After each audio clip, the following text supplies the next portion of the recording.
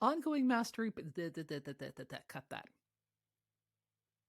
Hello, everybody. Welcome to Ongoing Mastery Presenting and Speaking, the podcast and the interview. And today we've got Robbie Samuels. Hi, Robbie. Hey, thanks for How are having you? me. So please tell everybody the brief version of your bio, because you have an extensive bio. Well, so I spent over a decade before the pandemic working to be recognized as a networking expert with a focus on networking at conferences. Half that time I was employed, half that time I was focused on building a business. I launched a podcast. I wrote and published my first book about networking at conferences. I grew a group coaching program around networking, wrote for Harvard Business Review about networking, did a TEDx talk about networking. And so when my TEDx came out in January of 2020, I was poised to be an overnight success 10 years in the making. And then 2 months later, March 2020, no one needed any of the skills or experience I had acquired in the previous 10 plus years. So I had to find a new way to show up and offer value. And that led to me writing a blog post and an email called 9 Ways to Network in a Pandemic. I shared that on March 12th, 2020. I was looking at that and decided to do one of these things. And the third thing on the list was to host a virtual happy hour. I posed a question in a group that I'm in on Facebook. Hey, would you come if I host this tomorrow? And that's how I ended up hosting my first virtual happy hour Friday at 5 o'clock, March 13th, 2020. Fast forward, 8 months later, I had a thriving 6-figure business based on all new revenue streams, and I'd become a virtual event design consultant and executive Zoom producer. I wrote all about that in my second book, Small List, Big Results. Launch a successful offer no matter the size of your email list. And then most recently published my third book about how we can all elevate our Zoom game, called Breakout of Boredom, Low-Tech Solutions for Highly Engaging Zoom Events. So I did not realize that you were the mentor that got you where you are today, that you following your own advice is what made you. I love that. That's brilliant. So you are your I will own say mentor. that at the Bravo, time that sir. the pandemic started, I was coaching about a dozen entrepreneurs a week on behalf of a company. And then in April of 2020, they asked me to take on overseeing a cohort of students going through an online course about how to launch an online course, which is very meta. And there was 120 students in my course, in my cohort, and I was told it was part-time role. It was a way more than full-time role just for that. So I was busy. I was like, well, I don't have any other business right now. So yes, I'll take all this on. It wasn't about the pay. It was about being active and engaged. When I started getting a ton of inquiries about Zoom, because suddenly I was a person who knew more than other people by just a smidge, but I knew more. People would pick my brain or take, can you help with my team? I realized that I could just fill my calendar with social calls, and my extrovert self was kind of happy to see people I wasn't in charge of feeding. But I turned those into research calls. And I knew to do that because I would never have told a coaching client to just fill their calendar with social calls. So I treated myself like a client. It was in the process of coaching people on business growth strategies and launching programs. So I had also written 20,000 words of the book that I hadn't published yet, the second book. So I had the framework, but I was able to develop a lot more of the step-by-step because I was teaching so many people in a short amount of time how to do it. I realized that in my mind, it was steps 1, 3, 7, 12. I'm good. They needed all the in between, not just the 1, 2, 3, but the 1, the 1A, the 1B, the 1C, and now we'll go to 2. I started to realize how much hand-holding people needed to not just learn about something, but to take action. So when I decided in 2021 to publish this book, I was able to really include all those steps and in a really, just kind of instructive way, like just do these things. And it's what I've been showing coaching clients. So yes, I am a student of my own mastery, and you gotta follow what you preach, or else it's just kind of incongruous and disingenuous. Yep. So I'm going to show what is on my phone, which is your latest book, which I just finished reviewing on Amazon. And I have to say that I am going to be telling so many people that they just have to own this book, because it is exactly what, and everybody who's listening and watching knows that this is, I'm telling you the truth. This is how I feel. honest to God, every single person who does Zoom more than once needs to read this damn book. Like, you absolutely need it. I was going through it going, yeah, okay, yeah, yeah, okay, oh. And it was hysterical because just when I'm like, well, I hope he talks about there it is. And wait, is he going to bring up there it is? And I was like, oh my God, it's a wonderful journey. It's a brief book, but it's actually really densely packed with information because you have it so people can hop right to a topic. And so I'm actually going to be recommending that someone I know who does Zoom producing on the back end, that she read all of it. But I'm going to send it to one of my clients and say, there's a couple of chapters in here you're going to want to look at. Thank you very much. I will say, bravo, I'm sir. now Bravo. I do big launches for my books. Each of my books are at or above 200 reviews, and I just hit 200 reviews for this third book, which has been out for like not even 2 weeks. I want people to read the book. That's part of why you do a big launch. I'm also trying to activate my network, following the guidance of my second book. And so you're a great example of a person who doesn't think they need this book. Like, you're good. You know this stuff. You're teaching people about this. Like, you do this for a living. But still. Right. But how do I get you to focus on it enough to prioritize looking at it for you to realize, wow, this is a really valuable resource. Maybe you learned something. Maybe you now realize I don't have to explain this in detail. I just hand people this book. And so my favorite reviews have been professional speakers, friends of mine who get paid a lot of money to speak, facilitate, and train, who kind of open the book as a favor, like, oh, right, I'll just glance and I'll write my 3 sentences and, do my nice thing, who ended up reading it page from cover to cover, writing a 4-paragraph review. Those blow me away. Guilty. I was honestly, I was planning. I was like, I'll skim it. Yep. Love Robbie dearly. I'll skim it. I'll post. And I started skimming and going, oh no. Okay, wait. And then, yeah, I got through the whole thing an hour ago, and then went on Amazon and posted like, everybody needs this book. Just, you need this book.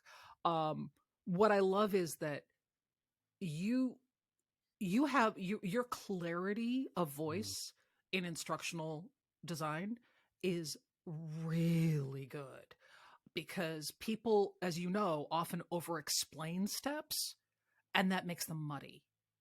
So I was really, especially in the Zoom backend, it's very easy to over kind of get in the weeds. And instead you're like, this is this, that is that, turn this on, don't touch that. And here's why. And it's nice and clear. And Kelly's on the back end going, woohoo, for all your numbers. So well done. So let me ask you just in general, because ongoing mastery, as a speaker and an author and a trainer and all the things that you are, how does ongoing mastery show up for you in your work and your life? So I was just reminded of a quote that I often say. My assistant just said it back to me. She was being cheeky, like, well, there's this person I know who always says, don't judge me on my first 3, judge me on my last 3. I was learning how to design in Canva. and I was getting a little better.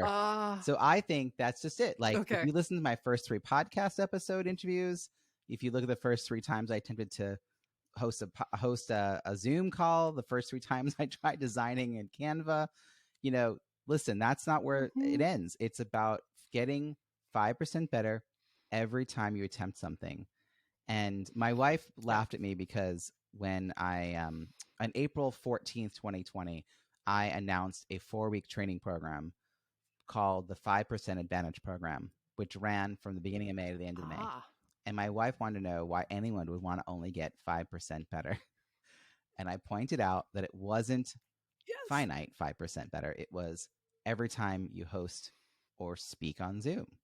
And she was like, oh, and so that's how I was able to get leaps and bounds ahead of people, is I was just hosting so many events those first couple of months. I mean, I that Friday event became the No More Bad Zoom virtual happy hour, and I hosted it weekly for 2 years, and then now it's monthly and it's free. And while I never charged for that, that really was the basis of me recognizing I had a skill that was something people needed. But I think that, create opportunities. That's the other thing I would say about mastery. Don't wait for other people to invite you to play. Go find the play spaces to make it happen. Like, I hosted my own events. So by the time people were hiring me, I had a lot of confidence. I had a lot of reps. So the same thing for speaking, anything coaching, like just see how you can get the opportunity to try it out and then just keep aiming to get that just a little bit better. I'm laughing at what your wife said because um, I had a coach who was like, incremental progress, get 2% better. And I was like, why do I want 2%? I don't want 2%. And she's like, 2 plus 2 plus 2 plus 2 plus 2. And I was like, oh, fine. You know what I didn't know at the time? I didn't know the concept of Kaizen. I didn't know that concept when I started talking about 5% better. So Kaizen is a very old Japanese concept about continuous improvement. And I'm totally down. Like this is like it's how I live my life. It's how I grow my business. It's just like you look for ways to kind of create either less friction, or just some smoothness about how you do something, whatever it is. Like I get a lot of compliments for how I interview people. I interview people who've been interviewed hundreds of times and they appreciate it. Yep. Well, I don't think they would have said that in 2016, 2015 when I first started, right? It's because I've kept at it and I've just aimed each time, to get a little bit better. So I think ongoing mastery has been like, I haven't used that language, but that's really been a theme for how I've done my work. Awesome. And for those of you who know, in our show notes, Kelly does extensive show notes, and now there will be Kaizen link information in that. Perfect. So tell me about purpose first design. Yeah. So the concepts in the book. What is it that you want people to know? So the book is about Zoom, right? But it's not. The concepts around purpose first design and the online facilitation techniques described in the book would work for any virtual platform. And as many people have pointed out, it also works a lot for in-person. And so I see there's a sort of Venn between in-person and virtual. And there's a lot of overlap. So purpose first design basically says that as people come into your program, into your session, they are thinking, feeling, and or doing one thing. And as they leave, they are thinking, feeling, and or doing something else, you hope. And the in-between is the transformation you're aiming for. And so if you really get clarity about what are the objectives you're trying to move your participants to, well, now you use that to screen whether or not to do something. I think too often we learn about a technique or a tool and we use it. Just because we can doesn't mean we should. And so if you really understand what you're moving people towards, then you'll use that to decide, okay, should we use a third-party tool or just use the Zoom built-in tools? Should we use a breakout room? If so, what's the purpose? What are we trying to achieve? Well, that will dictate how many people and how much time. Do we have that much time in our schedule? Yes or no? Like you don't just like throw people in a breakout room and say, yay, engagement. You're so much more intentional. And that's the piece that I think a lot of people get a little lazy about. I'm as guilty as the next person. So this is the part that I really work with my speakers with them to help them design their experiences. In my experience, breakout rooms are the place where most presenters like miss it. They drop the ball there, because I've seen really excellent speakers throw people into breakout rooms with very minimal, like they gave them instructions in advance, but they gave them again, they over-explained it, so it became muddy. They didn't give them a reference to refer back to it. And then they're in the rooms, and I was in one of the rooms, and the two people in there are like, what are we supposed to be doing? And I'm like, okay, here's what we're supposed to do. And I led them in the exercise. Right. Everybody else, So I will say that my book talk to me about that. My book is 64,000 words. 10,000 of them are about breakout rooms. So there's a lot to be said about breakout rooms, but I'll give you the example. What you just described is checkmark engagement. Like we threw people in a room. What I'm talking about with intentional engagement is not only do you get clear on the single question so that you know exactly what people are going to feel. Don't give them 3 questions, say pick one. Then you're basically giving the design over to the participants. So it's not their job, it's our job. So pick one question. You decide, is it a quick go around check-in? Is it a discussion? Like, does it need a facilitator? Right? That will all dictate how much time and how many people and whether or not you need to train a facilitator. So you get clarity on that. And then when you ask the question in the main room, you or somebody in the room gives their answer. And the reason for this is it gets our brains engaged. If you go home and you ask like a friend, a roommate, or a spouse, how was your day? not having planned anything you wanted to say. As soon as you start telling you stories, you start thinking of stories you want to interrupt and tell them. Our brains are hardwired to respond to stories with stories. So if I tell you my answer, which is a story, your brain starts to think about, well, what's my story related to this question? Now I tell you we're going to go alphabetically or reverse alphabetically by first or last name.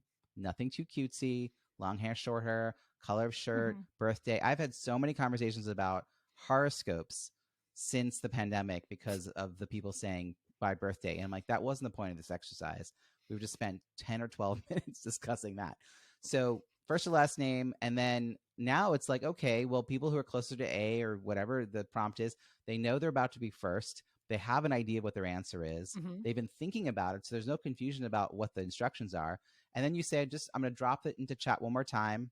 So you can open up chat and read it. And I'm going to have a countdown clock on the top right so you can manage your time better. You're going to have about 2 minutes apiece.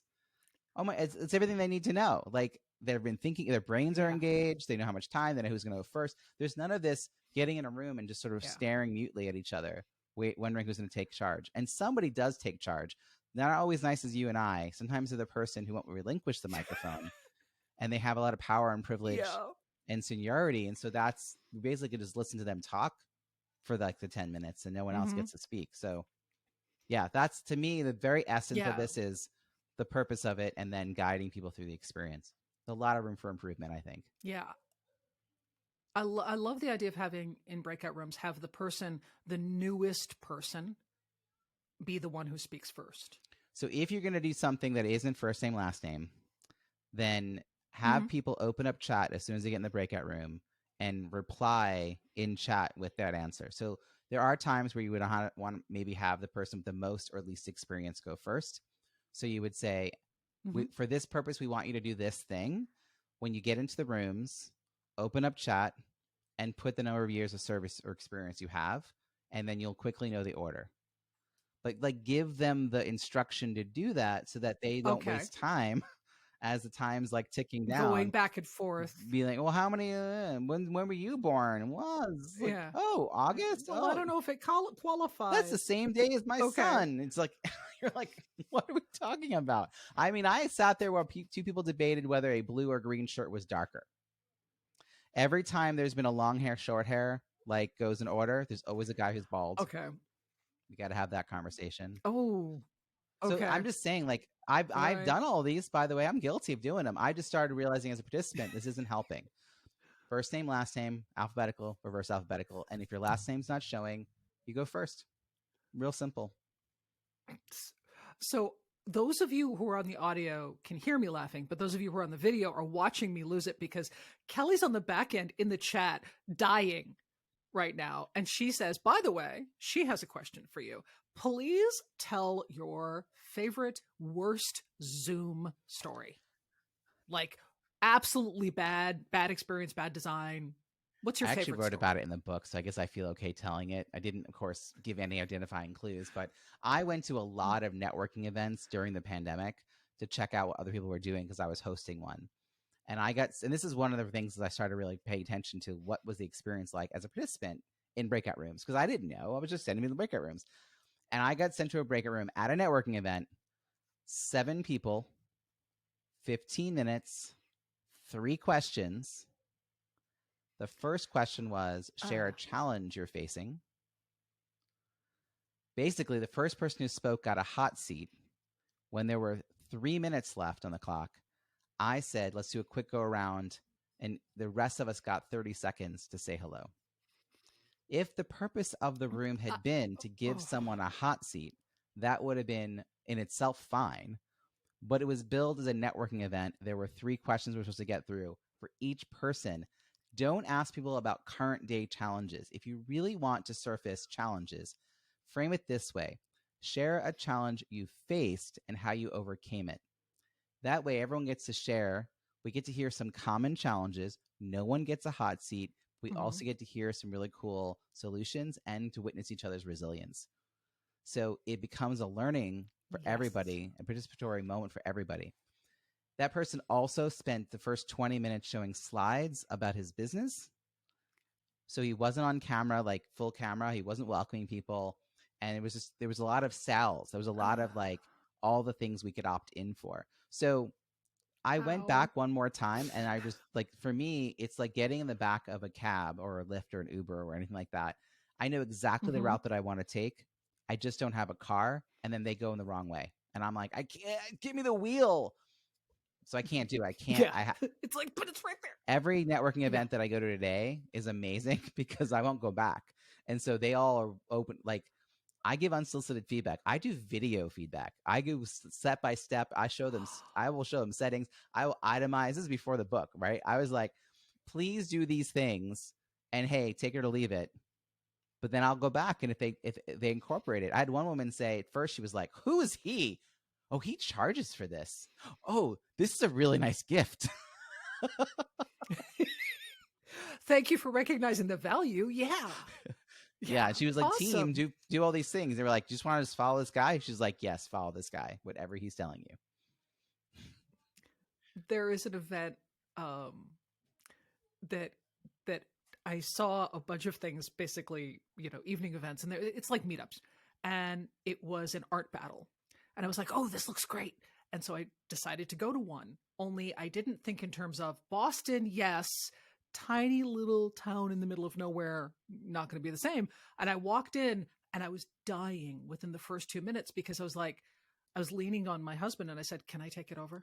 Can I take it over? I can run this. Can I take it over? He's like, no, you may not. I'm like, I can fix this. He's like, no, you're not going to. And I was we had to leave. My wife knows we had to leave because I was incapable. If we go anywhere with a silent auction, she will do a walk by and tell me whether or not to go over. Because I run silent auctions. I've trained people on how to run silent auctions. And when it's really poorly done, it makes me lose my mind because they're losing money. And I'm a knowledge share. I mean, you and I know each other through Innovation Women, giving away information. It's like my happy space. It does not deplete me. It makes all of us stronger. I know that it'll come back to me, not directly, but in some other way. I'm very happy to do it. So when someone doesn't know that they could ask for me to help them, and then they go and make a mistake that costs them money, it bothers me because I'm like, we could all do better. And I want people to tell me when I can do better. When I have digital spinach in my teeth. By the way, I had 2 people tell me that I had a broken something like a widget on my website was broken. And I had 2 people write me on the same day to point it out, which was lovely. I was like, thank you. Like, that's the kind of thing we had to do for each other. And for me, knowing something about Zoom, I got to tell people. And that's where the book came from. Because, of course, I want to attract event clients. But we won't have as many event clients, you and I, if people don't see Zoom and generally virtual as an option. Not just an option, but as sometimes the optimal solution. So I have clients, event clients, who think that this is the optimal solution for what they're trying to create. But they only think that because we've been working together for 3 years. So if you've not experienced good Zoom, you're not going to think that. Yes. And I will say that you're talking about event clients. I will say honestly that for everybody listening and watching, if you have an event, call Robbie. We both do coaching for speaking. Event, call Robbie. So here's the question I have for you, our wrap-up question. Your ongoing mastery, what is next for you? Okay, well, the book, in a lot of ways, publishing it and then launching it is a big process, especially when you want to get 200 plus reviews. I'm still aiming. My launch isn't even over. My launch is going to end sometime in May. I'm going to do a whole book launch strategies masterclass in May, and that'll be sort of the official conclusion. But I got lots of people on my launch team that have not written a review. You all know who you are. Don't worry, I haven't forgotten you. You're on my list. I'm checking it twice. So I did my the review. next thing after that is I am starting to work towards getting a LinkedIn learning course/courses, because I searched and they have very limited information about Zoom. It's all basic. They have very limited information about facilitation virtually, and it's really focused on meetings, as in company meetings, not events.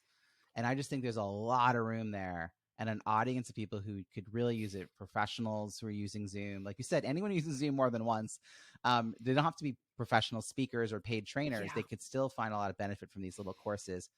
That's my second major goal of 2023, is to break through LinkedIn learning.